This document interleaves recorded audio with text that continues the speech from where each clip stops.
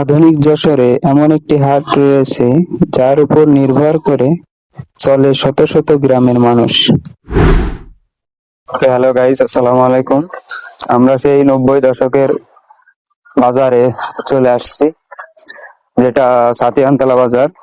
আমরা সকলে চলেন একসাথে মিলে বাজারের ভিউটাকে উপভোগ করি, বাজারটাকে ঘুরে দেখি। আমি চলে আসলাম মাছের আড়তে, যেখানে আসলে দেখতে পারবেন বিভিন্ন ধরনের মাছ ক্রয় বিক্রয় করছে ব্যাপারীরা।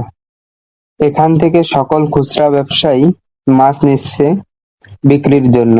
এখানে ইলিশ মাছ থেকে শুরু করে নদীর মাছ বা বিলের মাছ বা দেশীয় মাছ, বিভিন্ন প্রজাতির মাছ পাওয়া যায়, যেমন ট্যাংরা, গোচি, বাইম, জিয়েল, তেলাপিয়া ইত্যাদি।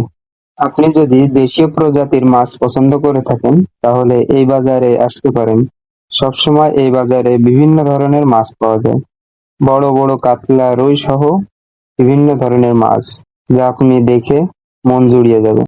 এরপর আমি চলে যাই কাঁচা বাজারে, যেখানে খুচরা মালামাল সহ পাইকারি মালামাল ক্রয় বিক্রয় চলছে।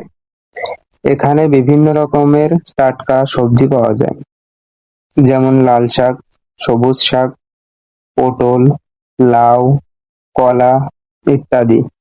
এগুলো আমরা বাংলার প্রতি ঘরে ঘরে, প্রতি মাঠে আমরা দেখতে পাই, যেগুলো বাজারজাত করে কৃষকরা। আমাদের এই বাজারে সবসময় টাটকা সবজি আনা হয়, যেগুলো সকাল হলে দেখা যায় ক্রেতাদের ভিড়, ব্যবসায়ীদের উত্তেজনা। এই বাজারকে 90 দশকের বাজার বলার কারণ হলো এই বাজারে একসাথে সব রকমের মালামাল পাওয়া যায়, যেমন মুদির মালামাল, শাকসবজি, মাছ, মাংস ইত্যাদি। এখানে ছোটবেলার দৃষ্টিনন্দন করা ভাজা মুড়ি এবং অন্যান্য যত আইটেম আছে, মিষ্টি। এই বাজারে খুলনার বিখ্যাত চুইঝাল সহ আরো অন্যান্য মশলাদার খাবার রান্নার জন্য যত যা লাগে সবকিছুই পাওয়া যায়।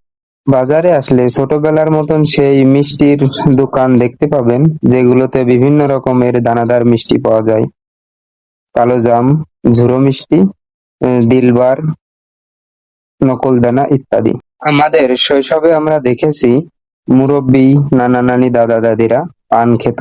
সেই পান মুরব্বিদের শেষ বয়সের প্রিয় খাবার এটি। এখানে এলে বিভিন্ন রকম মাটির বাসন দেখতে পাবেন।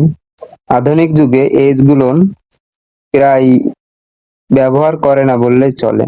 এখন বিভিন্ন রকম কাঁসার থালা বাসন আসায় এগুলো আস্তে আস্তে বিলুপ্ত হয়ে যাচ্ছে। শখের বশে হলেও এই বাজার থেকে আপনি এই মালামালগুলো কিনতে পারেন, যেগুলো আমাদেরকে শৈশবের কথা মনে করিয়ে দেয়। আমরা ছোটবেলায় দেখেছি দাদা নানারা বাজার করে বাঁশের তৈরি সাঁকো দিয়ে পার হতো নদী হয়ে বাসায় পৌঁছাতো, যেটা এখন দেখা খুবই বিরল। তবে এই বাজারে আসলে আপনারা এই দৃশ্যটাও দেখতে পারবেন, যেটা আপনাদেরকে শৈশবের সেই স্মৃতিগুলোকে আরো দীর্ঘভাবে মনে করিয়ে দেবে।